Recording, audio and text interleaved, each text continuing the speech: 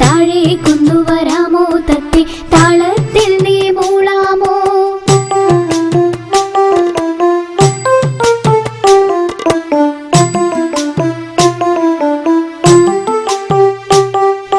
തൂനെ തിന്നാൻ തീറ്റ തരാം ഞാൻ, തങ്ങാൻ തങ്കക്കൂടും നൽകാം. തിന്നാൻ പൂച്ച വരുന്നത് തടയാൻ തൊടിയിലെ കിണറിൽ തുടിയിൽ തൂക്കാം.